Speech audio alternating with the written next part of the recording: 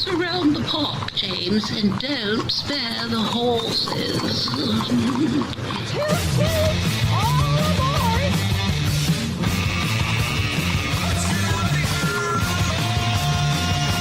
It's showtime. All right, roll up your sleeves, folks. Here we go. It is showtime. It is March the 12th, just before 9 a.m. as we record this episode of On the Ledger Ontario Politics Podcast. And as I always say, things may have changed by the time you hear this, but there will be plenty of meat on the bone this week. So let's get to it. Around the table, joined from his rustic setting this morning, Tim Hudak is here. He is a partner at Counsel Public Affairs, former leader of the Progressive Conservative Party. John Wright is the CEO at Canada Pulse Insights, the 25th Premier of Ontario. Is Kathleen Wynne at the table, and Keith Leslie joining us, a political analyst and a longtime observer at Queen's Park. I think out of all the people on this panel, Keith, I think I've known you longer than anybody. Yeah. We've been friends a long time. Right? That even came before my return to Queen's Park. We got to know each other through the radio, television. For sure. Yeah.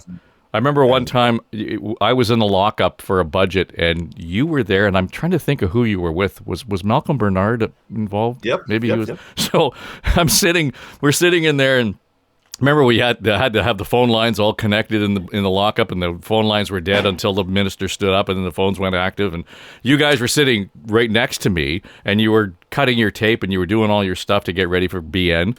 And I was picked up the phone, and I'm starting to broadcast live from the lockup. And I pissed Malcolm right off because I was talking too loudly while you guys were trying to record your stuff. So that's a long time ago. But anyway, all the good days of the lockup that we don't really have anymore. Remember Well, they finally put us into curtained booths. So there was some really heavy curtain booths that they put in the lockup for us. They had a second room that we could do our broadcasts in there. So they learned from it, and we learned from it. But yeah, we were on top of each other in some of those. Indeed. Oh yeah, it was all good fun. Okay, so I had sent out a list of things to talk about, and again, as I said off the top, there's no shortage of red meat this week to talk about vis-a-vis provincial politics. And just as soon as I hit the send button, about 10 minutes later, John, I think you were in my inbox as soon as I had sent out the second email. Bob Gale, the regional chair in Niagara, stepping down suddenly. I think the news was broke by our friends at CKTB in St. Catharines. And Tim, it's all because of allegations that Mr. Gale has in his possession a copy of Mein Kampf, autographed by none other than the author himself, Adolf Hitler. And he found it necessary, Gale did, that is, to resign as a result. There's all kinds of worms in this can, but I just, initial reaction is that, what the hell? Even the headline is, nobody saw this coming. No, and I talked about this 2 weeks ago in the amalgamation debate. It was unleashed in Niagara, and I will say, Dave, that I'm actually involved, working with a number of the mayors here in Niagara on that through my capacity as partner at Counsel Public Affairs, and I guess long time MPP. So I actually been back in Niagara to work on this issue for a couple of days, and when I set out for Niagara on Tuesday, I did not expect that Adolf Hitler would arise in the Niagara amalgamation debate. I did not have that on my prop bets for this local issue. So two things. I'm curious too, what Premier Wynne has to say about this. When you vet candidates, you check very closely for anything that could be embarrassing. You're supposed to self-identify as a candidate, make sure everything's on the record. A series of questions that basically put the toothpicks in your eyeballs, right? And really grill you to see if there's anything that's going to embarrass the government. And Bob was a candidate for the PCs, as you probably know, in 2022 in Niagara Falls. Didn't come up then. And the new process now is that for a number of regions, the provincial government, beginning with Doug Ford government, now appoints regional chairs. So after Jim Bradley sadly passed away after some outstanding public service, Bob was appointed. So again, you'd think there'd be a vetting process. So, in and of itself, is this a firing offense? Well, I guess it depends on how you use it, why you have it, all that kind of stuff. But backstory, Dave Trafford, is that this was launched, this amalgamation process, quite clumsily. There is a backlash in Niagara against a forced amalgamation of municipalities, and it's really caused a lot of headaches. Like Premier Ford wants to attract jobs to the province, protect Ontario. The Minister of Municipal Affairs, Rob Flack, wants to get more homes built people can afford and more municipal infrastructure in the ground. And they were to have a press conference this morning, Thursday morning when we were taping this, and they would have been standing next to Bob Gale. So it was that track record that said this is just not sustainable. He was asked to resign and did so last night.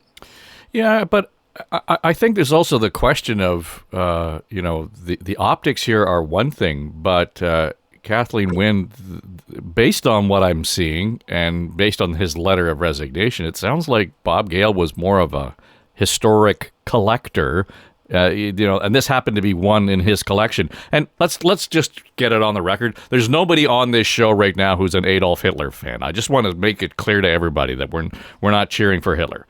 But at the same time, there's an historic context here to being able to actually understand what Hitler was all about without having it secondhand knowledge. And so for somebody to have that in their collection right next to Winston Churchill's books, on the surface of it, I don't know that it's a firing or a resignation issue. Yeah, this is such a weird story. It's just such a weird turn of events. And I think, Tim's talking about the amalgamation. I do think that it's the amalgamation in Niagara as the backdrop, or maybe even the motivator for this becoming a story. I don't know Bob Gale, don't know the man, don't know what he thinks. Is he a collector? It seems like he is. He bid on a whole bunch of different books. This is one of them. Are we firing people from positions for owning odious literature? There are horrible things that have been written in history and are being written now, but is knowing about those and owning them and understanding them, is that a problem? Was it, was he interested in Mein Kampf because it was a playbook for him? There's so many questions about this. And I guess on the face of it, if the government couldn't handle him having the book while they're trying to go through this, or it being in the news while they're trying to go through this amalgamation, I guess it makes some sense. But I think it's a real stretch. I think it's a weird story. And I think it sounds like, because of the unrest about the amalgamation in Niagara, maybe it's not going to go forward. Maybe there is just so much trouble in the process that it's not going to go forward. And Bob Gale is kind of the sacrificial lamb. That's what it looks like to me. John Wright, I was in Indigo a couple of weeks ago, and, browsing around. I love looking at the books and, kind of all the stuff that's going on in the Indigo store. And I was shocked to see that there was a table in this particular store that had, and it was labeled banned books. And the books that were banned included The Life of Pi. It included Handmaid's Tale. I think To Kill a Mockingbird was on that list. There was all these books that we've all read throughout the years. And as I'm hearing this story, I'm thinking, oh my God, in what universe would I be canceled because, I read To Kill a Mockingbird or I had one in my collection? And I realize it's not the same in terms of the weight of what Mein Kampf is. But at the same time, this just seems to be an overreaction. Maybe. It was a book that was purchased, I guess, for about $5,000, and then it had duties on top of that. So just about $6,500 or so. It gets you a signature copy. But in an age where, people are now saying that there's a guy in Toronto who's got Dundas Square T-shirts, and he may be facing litigation because of that. It's the sort of stuff that when you get things put online, regardless of what your taste is, that it can be very affecting to you. Look, the only thing I can say is in my life, I realized late in life that I'm obsessive compulsive. I have that disorder, no question about it. Anyone who owns 5 bass guitars can attest to that. But I also collect other things, and so beyond a collection of William Barker, our first major ace before Billy Bishop, or along with Billy Bishop. I collected a lot of stuff, but I also collected presidential cufflinks. So going back to John Kennedy, I have 80 pairs, and I must say that within that, I have 2 pairs of Donald Trump's cufflinks. So it may be that I'm outed at some point. The reality is that it really takes a conscious effort to purchase something. And if you're in public life and you've got a signed copy of Mein Kampf and it makes it into the public domain, you may be able to explain it away, but you're never going to get away from what follows you there. So he may have been getting out of this at the right time. It's unfortunate that these sort of things happen, but it certainly, from a social media point of view and from your life, this is going to stick, no question about it. Well, and just for the record, there are 20 and counting stringed instruments in the other studio here. Wow. I'm just saying. So every musician is obsessive compulsive. And none of those guitars belong to Hitler, right? Just to be and they weren't. They certainly weren't signed by him. That I want to be clear. My friends and I call it. We have gas. That's a guitar acquisition syndrome. Yeah. So we suffer from that. Keith, I looked though closely, read carefully the letter from Bob Gale. He admits that he has a collection of historic books, and he lists some of the books that he has, but he doesn't say, because I have a signed copy of Mein Kampf from Adolf Hitler. It's not even referenced in his resignation letter. No. First of all, I'm going to be the last person to criticize someone who's collecting things. Look behind you, yeah. Witness those records. But I think this is, in a normal situation or normal times, as it were, that this would have been something where I think the political advice would have been to Bob, tough it out. I mean, this is, you're a historic buff. You buy these things. You're a collector. There, as you say, Churchill's in there alongside this stuff. I mean, I understand. I don't think I'd ever spend that kind of money on a copy of Mein Kampf, but I understand where he was coming from. On the other hand, as I say, I think the context here is the shootings at the synagogues and the attacks at the Jewish schools in Toronto in the 905 region. I mean, I think right now this is just not the time to be defending owning a copy of Mein Kampf. So I know the whole Niagara amalgamation thing, that certainly plays into this, and that may be indeed what prompted these critics to come out with this just now at this time. But I think as well, the times we're living in, these attacks, the anti-Semitic attacks that we're seeing in particular, would motivate the government to just want to wash its hands of this as quickly as possible. Interestingly enough, just talking about that book, I was talking with my wife this morning about this situation, and she said, well, our local Antigonish library here in rural Nova Scotia has a copy of Mein Kampf, but she says it's always out. She wanted to check it out when Donald Trump began his second term and he started being compared with Hitler a lot, and she wanted to see what Hitler actually wrote. The book's been out for over a year. People just keep checking it out. There's a lot of interest in what he actually said. It does not make you a Nazi in wanting to know what's in that book.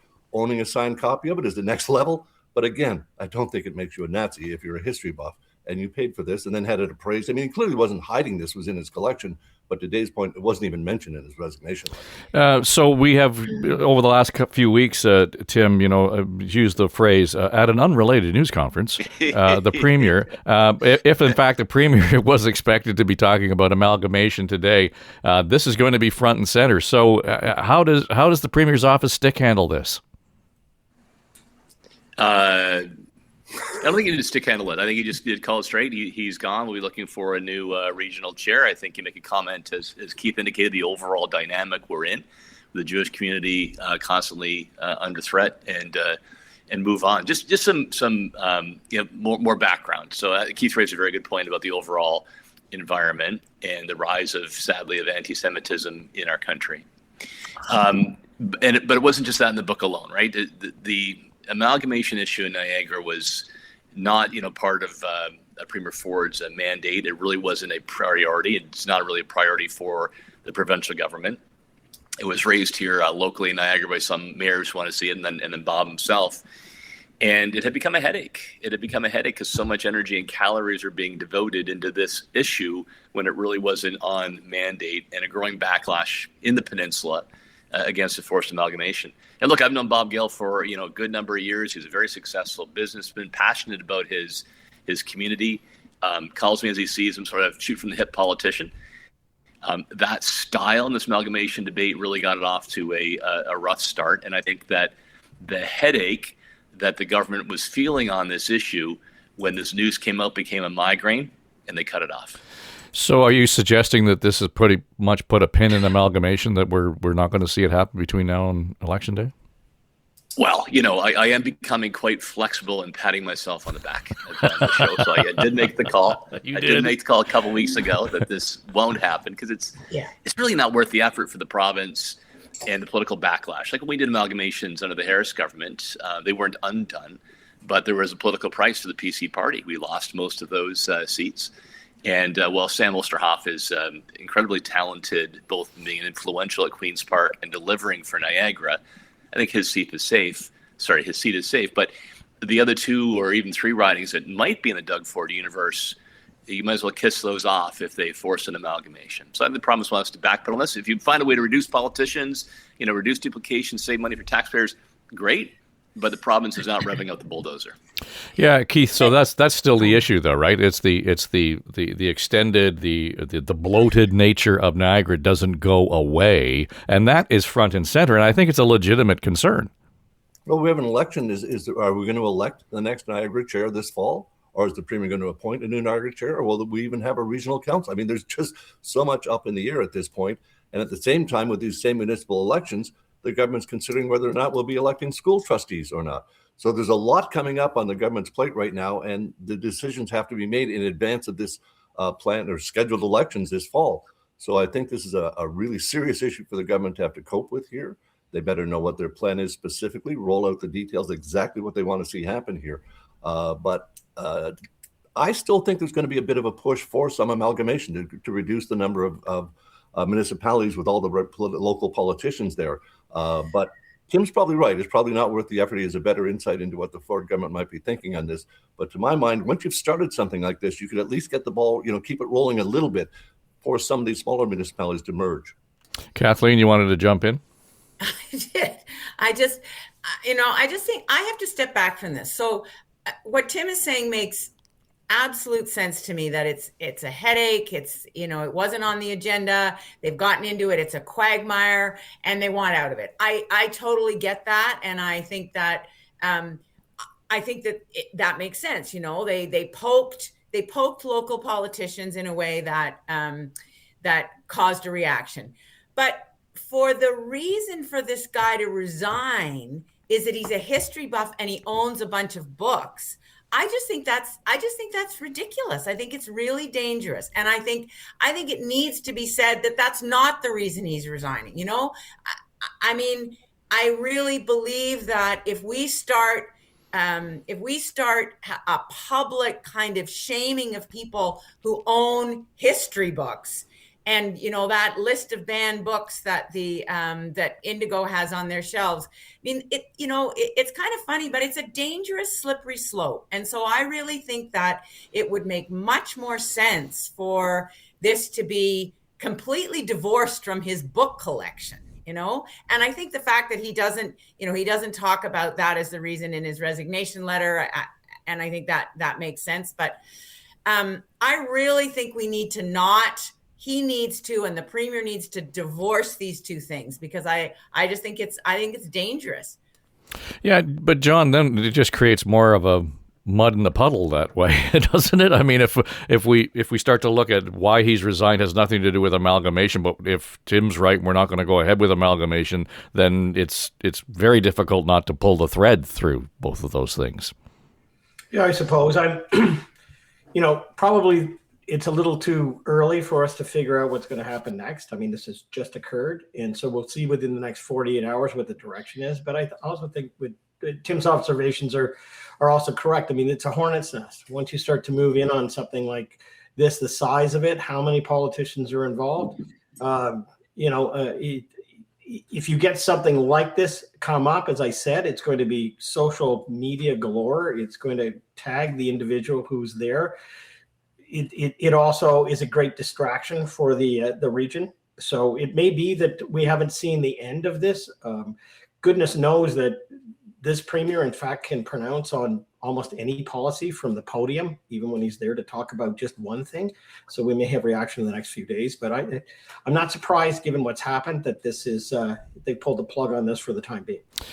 You referenced it already, Keith. I watched the news conference yesterday with the premier and the education minister and the finance minister. They had all the big guns out at the elementary school yesterday, and they were making their announcement about the fund available for in-class spending, and they're going to have their little, credit card or gift card or however you want to frame it, $750 a year, so that teachers don't have to go out of pocket to buy supplies, et cetera, for their classrooms. And on the surface of it, anyone who's had teachers in their family knows that they have spent, hundreds of dollars every year to make sure that the classroom looks great. My sisters-in-law would go in, in August, and they would decorate, but it all came out of their own pocket. And so on the surface of it, it's not bad. But I thought it was interesting yesterday. I think it was Liam. Is it Liam Casey at CP? Yes. And he asked the premier, and he offended the premier with his question, quite frankly. He said, "Are you just trying to placate the teachers because you're coming up with, the negotiations?" And the premier took a real, it was an affront. Me? Yeah, exactly. He was a real affront to his integrity here. Really? So, but again, on the one hand, I get it. On the other hand, it just seems really convenient in terms of when they're doing it, and it hides the fact that, there are other issues around class sizes and spending in schools, et cetera, that are being, not talked about this morning as a result of the $750 a year. Liam's question apparently hit a nerve because the premier goes, "I'm insulted that you were trying to soften up the teachers ahead of the negotiations," or placate. He really didn't like the word placate, because we do so much for teachers. I mean, he was able to get in the fact that, the education budget is now $43 billion. That's a heck of a lot of money.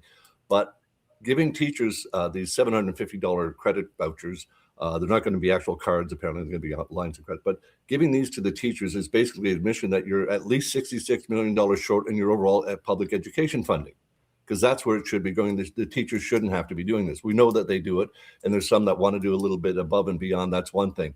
But for the teachers have to go out and buy things like, pencils and paper and toilet paper and paper towels and this kind of thing. It seems ridiculous. So this is very, it's good for the teachers. I'm sure the teachers will appreciate this, be able to use it. I'm sure the high school teachers are going to want in on the same sort of program. And it does seem to make sense. But it's also so clearly such a political thing for Doug Ford to go to an elementary school and announce that he's doing this, giving you these $750 cards, which were, as I say, were just for the photo op. It's clearly a sign that they are trying to soften up the teachers ahead of the negotiations, which never go well for government, no matter what party's in power. They're tough negotiations. And so this was a smart move by the government, but I don't think it's going to make the negotiations go any easier, despite their best efforts. Well, Tim, the premier and the education minister were quick to point out that based on other jurisdictions that do this, nobody gives the teachers more per year than we are giving the teachers this year. So they put a pin in the map for that purpose. Is that meaning overall salary and benefits? No, just the $750 for the classroom. Oh, yeah. They compared it to the $200 for elsewhere, right? Yeah, I did think that was unique in Canada and rare. There's interesting states that do it, not what you'd expect. Look, I like this on two levels. I thought both on a practical sense and secondly on the political sense. Practically, this is a really, I think, innovative idea that will mean that teachers are recognized for paying for supplies and they'll have individual choice. I'm sorry to be a skeptic, and and this is I think I'll get an immediate reaction from the premier, but I would be suspicious if they took the same amount of money and gave it to school boards, that there wouldn't be some massive new purchasing bureaucracy with thousands of people working for it, right? Ordering the pencils and paper and whatever else. So it's actually to go into those supplies. There'll be a variety of options available. I do believe there's funding that already does go to this purpose in one of the envelopes to school boards, but there are very different approaches across the province, and obviously not as much reach in the classroom. So in the practical sense, I really like it. On the politics, I take the story at face value. I do believe the premier was in Dollarama or Walmart and, helped one teacher buy some of the supplies, offered for others, and it came to him as an idea, and the premier then would drive this idea. It is great retail politics. Everybody listening understands it. And you can have your views, pros or cons on overall education policy. But I think to the average parent, I think to a lot of teachers, this makes sense and it's a good way of doing it. Yeah, I think one of the criticisms and the question came up in the scrum, Kathleen, why don't you just, put that funding into general funding for education? And the Premier and the Education Minister both said, well, we already do that, and it gets lost in the translation. It never trickles down to the classroom. So in that respect, they pat themselves on the back for solving the problem.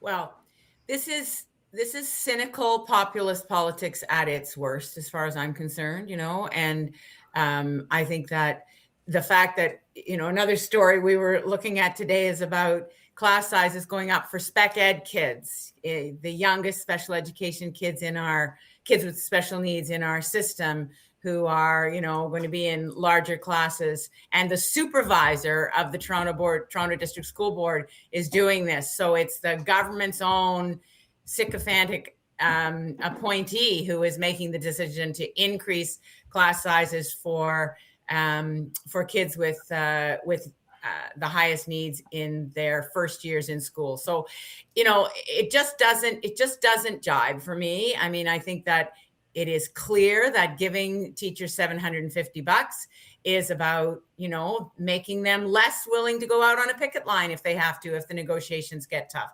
It's about giving the Premier an opportunity for the first time I haven't seen a picture before this article, to be seen in an elementary school as they go into negotiations. And as the Minister of Education is stirring up the education system. Now, I don't know if there's anybody on this panel who agrees with me about trustees, but, I think that what the government is doing in upending the system without any consultation, without listening to the people who are on the front line. There was a press conference at Queen's Park earlier this week, and the Premier kind of sloughed it off as just people who are trying to protect their jobs, implying that it was just the trustee associations who were concerned. That's not who it was at all. It was parents, it was teachers, it was, and yes, there were trustees there as well, because they are on the front line of this. So, I think that you've got a Minister of Education and a Premier who really don't care about the education system. I mean, they care. I'm not saying they don't care about kids. I'm not saying they don't care about teachers and education system. They care about the people, but they don't care about the system. They don't care about how education works. They don't care about local input, and they don't care about making a decision that's based on evidence and on a consultation with the system. There was a report written in 2018. A deep consultation had been made on governance and the role of trustees, the role of boards, and how we could make changes. That report was shelved. This government didn't even look at it. They haven't taken up any of the recommendations. And so I don't think this is a serious attempt to make the system better. And I think the $750 is a sop to teachers to try to soften them up before the negotiations. Nothing more, nothing less. Yeah, John, the whole idea of this being cover for not only the spending elsewhere in the education system, but, and Keith brought up the point when asked by our friend Colin DeMello, will there be trustee candidates on the ballot in the fall? The Premier gave the same answer he gave when asked about the regional chair in Niagara. It's too soon to tell. So this is clearly on the agenda in terms of the reform. It's going to come out. But does this not kind of create more edges around this than is necessary? Isn't it just time either to rip the Band-Aid and tell us exactly what you think and where this is going to go? Or is he waiting for the budget? I mean, this is kind of like one of those zombie issues that keeps coming back. I know you want to go to John, Dave, but I just have to jump in here. What I am hearing is that there is a debate. I don't think they know what they're going to do. I mean, maybe they have a clearer idea today than they did a week ago, but I think there's a conflict within the cabinet, within the caucus about this, because it is not clear that doing this is in the best interest of a provincial government. You get all the issues, all the local issues laid at your feet. And what the people at the press conference said yesterday was, do a consultation. If you don't want to look at the 2018 report, fine. Do a consultation, ask questions, figure out what is the best solution, but don't do this in a ham-fisted way, because it will cause more trouble for you than than not. And I think that's the conundrum for this government right now. John? There is so much here. I mean, at the heart of it is retail politics, right? Mm-hmm. Go back to what we talked about months ago. Premier stands at the podium and it's, you got a crayon, you got a crayon, you got a crayon. And it's innovative because we've got pure politics here in advance of a budget. And he's going to be able to have his talking points that he's made contributions to the bottom line in every classroom across the province.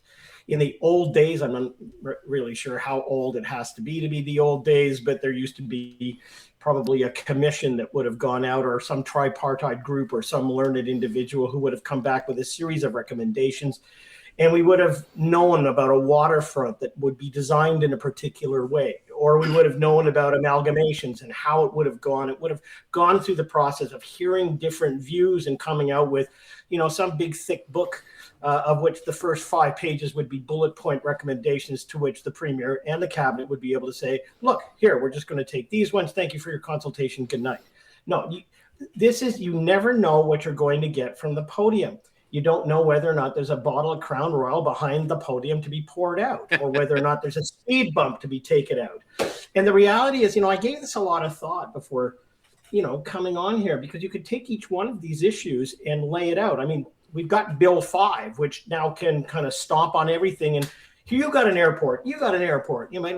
We can do whatever we want in the province, but it's through the podium of the Premier. And there's not been a lot of strategic messaging around all of this. And it's also the case of, if you're outside of, I always like to think, my wife comes from Eganville, Ontario, which is a very small town, which the greatest news coming out of there is that the Eganville leader has been bought by someone who's going to breathe life into it for another 100 years. So thank you. All right. Absolutely. It was announced a week ago Wednesday. But for those people in those communities where the heart and soul of where the Conservative support lies, $750 per classroom per teacher is huge. And it may not be the same debate that we're having here, but you also have to remember that Toronto, which is getting a whole lot of stuff, like a new convention center, a new science center, all these things, LRTs, the best subway, transit in the world. It's all coming from one place, and that is the Premier. And so he wears it both in defeat and in victory. There's nothing really strategic about this. We've witnessed this now for the last 2 full majority terms, and now he's got another one. I think, maybe his new principal secretary, who's the old advisor, who's just gone back in, may right the ship and give more strategy to what is being done. But I can't tell you from day to day what the absolute premise of the government is, but I can tell you this: it's all retail politics, and it's going to sell well in a whole lot of places, and I'm not sure we're going to get much more strategic beyond that. Keith, I will always say, though, we get the government we deserve. So, we have the majority governments at Queen's Park, and because Ontario voted for them, so that's just one. And what John describes, for me, reflects a short attention span just generally among the electorate. I go back to the question around the trustees. No, I don't know anybody in my life who gives a rat's rectum whether or not there's a trustee on the ballot or who they would vote for come the fall. So it's striking a nerve. Absolutely. And the bigger the city, the less contact, the less knowledge you have about your school trustees.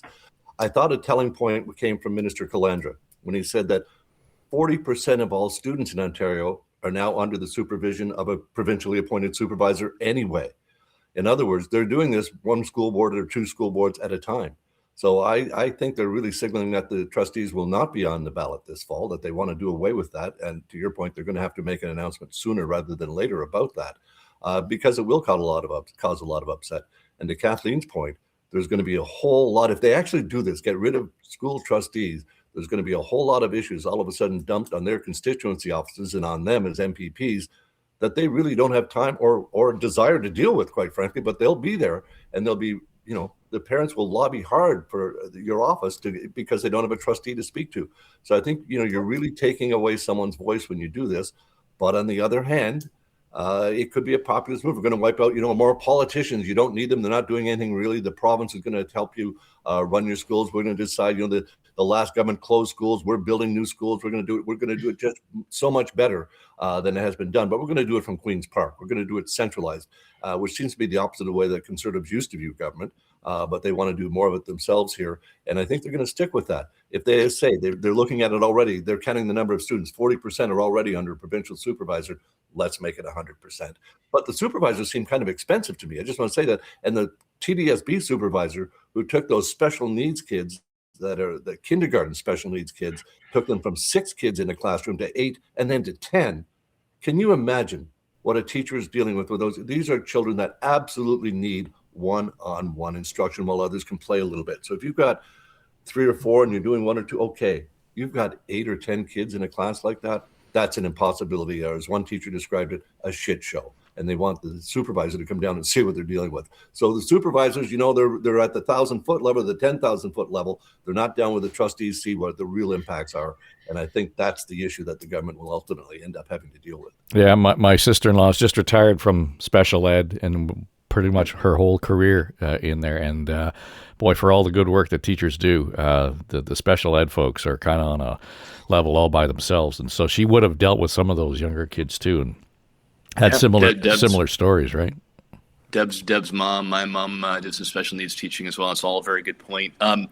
It just some further insight on the card, because I was connecting with Minister Calandra earlier on this. I give him a lot of credit. I'll come back to Premier Wynne's points around motive, but they've already had, as the announcement came out, right? Dollarama, Michael's, all coming with bulk offers on the supply. The vision is to use the Supply Ontario website where teachers could go use their card and shop from an array of services provided by retailers at a bulk provincial rate. So you'll see the dollars go a lot further when you have these major companies coming to the table to be on that website after that $750. I think that's a great innovation. And I think we need to be careful. You can disagree with policy or scale of policy, but can't really say they don't care, right? Like some things that really caught my eye that I always saw with the education system to see as a parent. I mean, they have tried to adjust special needs, get more dollars actually going towards the kids. There's been a big focus on, what I would call back to basics curriculum on literacy and numeracy. They've added tech to that fold as well, and certainly doubling down on math, looking at the EQAO scores and how can we use them to improve education in the classroom and safety in schools. Right? There's been a lot of initiatives, and to his credit, Paul Calandra is very experienced. I think he's very skillful at getting things moving forward. You can see a focus here. There's a lack of trust in the trustees and the current boards, and hence the takeover. But I will agree with Premier Wynne on one of the things she said, and it's a complex debate. So she's right. There's this debate around the cabinet table about how far to go on the province controlling school boards. I hope they hit the accelerator, go the distance. I've been clear about that. But there are limits on what you can do around Catholic schools or French language. Mm-hmm. And then secondly, to what degree do MPPs want to take on those responsibilities about, is there investment in the playground or how many teachers in the classroom or who the new principal is? I do think we could have a better system, but the Premier's right. That is a tricky debate for Cabinet to sort through and bring forward legislation. Well, Tim, we joke and, you talk about the healthcare system being the broken down jalopy. Education's kind of getting to that point, perhaps, where we're doing it seems, piecemeal. And to your point around who's going to answer the phone, in the news conference, the Premier said, I've been taking phone calls. The Education Minister took phone calls from 6 schools in the Ottawa area, or the Finance Minister's taking phone calls. And again, is that time well spent by the Premier of the province and the Education Minister or the Finance Minister in terms of fixing some complaint? And it may well be legitimate at a local school in Ottawa. And look, I remember how busy I was as leader of the opposition, not even Premier. And it's remarkable the Premier does answer his phone.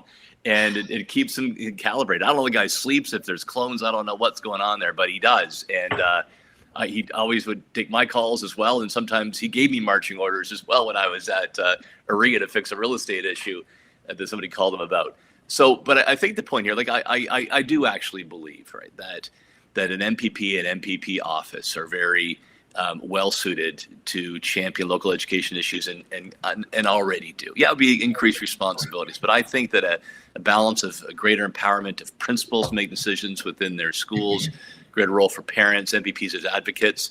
As in any group, you're going to have exceptions that prove the rule, and Kathleen Wynne would be an exception here. But in my experience in 21 years in Niagara West, it was rare I saw a trustee at an event in the community. I do think MPPs can do the job. The question is, will they be willing to take that on? And that's an internal debate today. Well, Kathleen, I can tell that you're just dying to jump in. So I just, there are just so many things. I almost can't be civil. I'm trying really hard.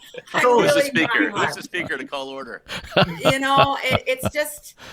It is so ridiculous to use the example of the premier answering phone calls, for him to say, he takes calls and the Minister of Education takes calls. There are 2 million children in our publicly funded schools. There are nearly 5,000 publicly funded schools in Ontario. There is no single individual who can deal with the issues that arise. So that's one thing, and we kind of chuckle, and he gets away with these things because of his folksy kind of demeanor. And the way he's been behaving at that podium that John is talking about over the last few weeks just boggles my mind. He's throwing out a building here, an island there, a runway here, $750 here. And, it feels like all of it is a distraction from what's really going on, which is our institutions are struggling. We're going to have a budget where healthcare funding is not going to go up enough to be able to deal with the issues. There was an emergency doctor on John Moore earlier this week who was talking about, how wonderful the investments had been that the premier had made. And he was talking about bricks and mortar and equipment and so on. And then as soon as he started talking about staff, he talked about the desperate situation, which is not even, it's not even hallway medicine. He was talking about actually having to treat people in the waiting room. So I think there is a large degree of distraction that's going on here, but it's going to cause real damage. This is not a game that the premier is playing. He's actually undermining an institution that is, it's probably more fragile than it was 30, 40 years ago. And so to make light of it and to think that, making some deal with Michaels and Dollarama, and I don't know that he has done that, but who knows? And handing teachers $750, that somehow that's going to deal with the real issues in the system is just so far from reality. And just a final point to the issue of MPPs dealing with these issues. I've been at so many meetings. I was at a Council of University Women meeting the other night. And these are people who live in a Tory-held riding.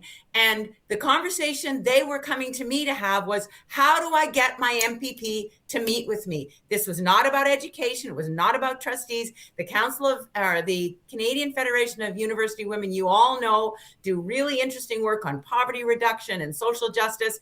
Can't get a meeting with the local MPP. So if those people can't get a meeting with the MPP, how is a parent or 20 parents or 30 parents, how are they going to get their issues dealt with at the constituency office of an MPP who doesn't take meetings? It's ludicrous. This is about centralizing the power to determine what happens in the education system in the hands of the minister and his or her appointees. And Tim, I got to say, it continues the work that Mike Harris started, because I know there were people in his office, in Mike Harris's office, who wanted to go down this road. It feels like this is the completion of that work. And it's bad for the system. Bad for kids. Tim? There's a lot here. And I have to admit, being the guy who started the revolt against the East York trustees back in 1991, with Stop Trustees Overpayment, and took on Ken Maxted and packed 2 auditoriums brimming with screaming and yelling people about how trustees were going behind closed doors and raising their salaries without any accountability whatsoever. I have a bit of a bias. I have 4 kids that I've put through the system. They're now all grown up, gone away, got jobs. Never once in my entire time that I ever thought that I would reach out to a trustee for anything. like it was always to the principal. It was to the teacher itself. It was to try and do things to advance how they were in the system. But I still to this day, and I know it's a budding ground, and it clearly provides the opportunity for great people to enter public office and to do great things for the province. But I have yet to see in any of these places the groundswell of human protest against these supervisors going in and taking over these boards. I mean, there's nobody out there going, put the trustees back to jobs. That's not true, John. That's not true. Well, yeah, maybe that's so. Not true. Well, there are parents, there are community members who understand that equity policies and policies that have been adopted by the provincial government over generations started in school boards. And the kids, you're lucky. You're lucky you never had to deal with a trustee. You're lucky that you didn't have problems that couldn't be dealt with by the principal or the teacher or the superintendent. But there are parents who have those issues. There are kids who have those issues. So, sure. I mean, I'm not maligning them. I began by saying that there are some obvious people, but also there's a greater majority on the other side of that line who never deal with trustees, who all they hear about is art in the park purchases, who never see them. I mean, there are other politicians. Josh Matlow, in my writing, you cannot get a meeting with Josh Matlow. He doesn't even have a storefront where you can go into. He ignores people and doesn't return phone calls and still gets elected. I mean, there's people at the So let's get rid of city councils. Good idea, John, because there are examples of city councilors who don't do their job in the way that you think they should. Let's get rid of city councilors. How many people actually have to deal with their MPPs? How many people actually have to deal with their MPs? I mean, you can make the same arguments about elected officials at any order of government. And it's a dangerous path to go down, because we get the governments. Somebody said we get the governments we choose, we get that we deserve, and I think that applies at any order of government. Well, I suppose so. I guess what I'm also saying is that I would argue that there's a vast majority of parents who never come into contact with a trustee except when they see them at graduation, shake somebody's hand, when they get a diploma and walk off the stage. I mean, honestly, like if I've gone through 4 sets of kids in all of the years that I've been involved, and even in public life, that I see my local trustee, who gets reelected all the time, and I've never really met her ever, then I guess I'm part of the majority of people who only hears the other stuff about trustees, who go on trips, spend money, are not accountable, it seems, for budgets that go over and over and over budget and have to be rescued. I mean, so I declare my bias at the beginning. In 1991 and 92 in East York, which was then for Dave Johnson to come forward as education minister, and that's where the ball started rolling at that time, I witnessed that. And it's just playing out the same way as it does again, as it did then. So again, I don't see the vast groundswell to support the trustee movement. And I think a lot of this has to do with the fact that people just generally don't see them. They only hear about what they're doing, and it's not very positive. Well, I'll just make the final point that if you poll the number of people who actually have a meeting with their MPP or their city councillor or their federal MP, it's a very small minority, John. And having been in at least 2 of those offices, there were people who came in, and the vast majority of my constituents I didn't see. You're right. But that doesn't mean that I wasn't working. It doesn't mean that the value of what I was doing was zero. And I think that's not the metric we should use to determine the value of an elected official. Well, I can't really argue, except that the trustees at the Toronto level and at other parts of the province of Ontario have not really gone out of their way to endear themselves to put trust back in the word of trustee. I mean, let's be clear. There's a whole legacy of spending problems and issues that have now affected how people feel about this. So if I know somebody who can take a poll, who can do some stuff on this stuff, I'm delighted to get back with some measures of it, but I can guarantee you right now from the stuff I have done, a majority of the people in this province are okay with everything that's going on right now. Maybe not. The majority of people in this province don't think we should have a Catholic education system. Well, the majority of people in this province probably, I mean, John, you're a pollster, you do what you do. But, you know, the majority, we have spent a lot of time in this country protecting minorities against majorities, uninformed and majorities. So, well, I suppose that's the case. And as I said, I think there's a bigger issue here, and that is the systemic issues with the education system that can take on a lot more discussion. But the trustees have a legacy of close to 40 years, have doing it over and over and over again. And should we be shocked and surprised that the province is actually doing what they're doing today? I don't think the majority of people in this province would be. That's all I'm saying. Really? Well, it's like, I mean, it's a vigorous debate because it's right. No, across I get it. right? I get it. And I'm glad you were able to have it here. And it will be no doubt revisited over the next months, because it'll be really interesting to see if, in fact, there is some pushback around the cabinet table, how that plays out. If, in fact, there's a decision that says there's no trustees on the ballot come the fall. Keith, we spent a whole lot of time here talking about the government, and of course they still aren't sitting. We're still a couple of weeks away, give or take 10 days or so away from the legislature coming back after the long winter break. So it has been increasingly difficult for the opposition parties to make headlines. But you got a feel for Marit Stiles and her Northern clan who are planning to hold some kind of a news conference in the Sioux, and it happened to be on the property of a Tim Hortons. And just as they were about to meet the media, the folks at Tim Hortons came out and said, take it elsewhere. They threw them off the property. At least they made the headline above the fold, though, on the Trillium as a result. At least they got some ink. Yeah. It's not the ink you want, but all ink is good ink if you're the NDP and trying to get any attention at this point. And there are issues they're trying to raise about highways 11 and 17. I'm sure Kathleen and Tim can speak. They probably traveled those highways a lot more than me when they were seeking to become leader, and then were the leaders. They're just insane. I mean, the one is closed at least once a day, every day for the year, and the other one's closed at least twice a day. I mean, just by accidents, and there's no way to get around. It's a horrible, horrible situation they absolutely need to address. And the NDP, though, trying to get some attention for this, and apparently, standing on the Timmies where everybody's going to meet, where everyone knows to go there, little news conference. And of course, the Tim's manager comes out and says, you have to get corporate approval for this. And that seems fair. If they didn't get corporate approval, that wasn't smart. But they said, the NDP said they were prepared to move just to the sidewalk next door, and they did that anyway. But as you say, it got them the ink, but it's not the kind of ink they need to get right now. Any attention is good, but this one just looked like they overstepped their boundaries. They didn't clear the way to get a news conference. You didn't have to have permission. Clearly, you can't just show up at a retail place and start doing that kind of, holding a news conference with your microphones and your flags. But it was an honest attempt, I think, to draw attention to an important issue. And she's doing a whole tour of the North, driving these scary highways.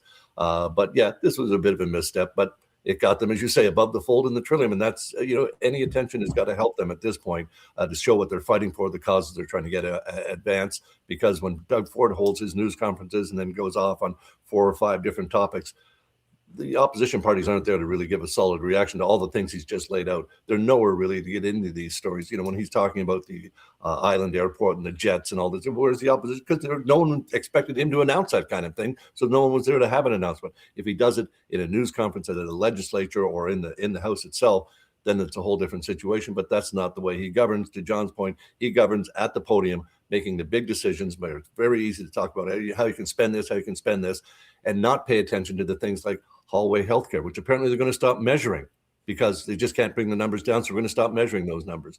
I mean, Ford loves the big project stuff, the infill of an island, the convention center, the science center, all this type of stuff. But it's the day-to-day, the hospital every day. I mean, are we going to give emergency room doctors $750 so they can buy a portable bed to put people on? I mean, what are we going to do here to address the real problems in healthcare, in medicine, and in the education system? And, the island airport is not the answer for all of those things. Well, Keith, Tim, rather, the whole issue around a lot of this is the Premier pretty much not only has support in the polls, but let's face it, there's the weak opposition enables him as well, in as much as, he can kind of run the table. It's a lonely job being leader of the opposition. And you feel like you're negative all the time, right? And that sort of colors perception, because you can see I'm a hell of a guy and a nice guy. At least I try to fake it for the show. But I think that's fair. But this is, good for Mart Stiles in doing this with Northern members is the kind of stuff that you do when the House isn't sitting. It looked like a pretty aggressive and, up to that incident, successful tour. Northern Ontario now is, I think, exclusively a blue-orange battle. I don't think there's any Liberal seats there anymore. So it's hand-to-hand combat, riding for riding. And what I think the NDP is doing well here is that Grandpa Dillon would have liked this. Grandpa Dillon, my mom's dad, my grandfather, a hardcore CCF or NDPer, and he liked these sort of lunchbox issues, right? Being able to trust public services, being on the road, fighting for the little guy. And I think that's a good message, particularly in Northern Ontario for the New Democrats. I think they got, a bit of a cultural war within their party and an identity crisis. This is where I think they should be. And then I actually talked to my my head of advance when I saw this story, and it's good that my campaign team still responds to my messages and answers my questions. God bless them. I'm sure they're probably having PTSD as a result. But we would. It was kind of basic, right? You don't use private property unless you pre-clear it, and if there's a supporter that owns the franchise. But you can use public spaces, right? Sidewalks. It's pretty simple.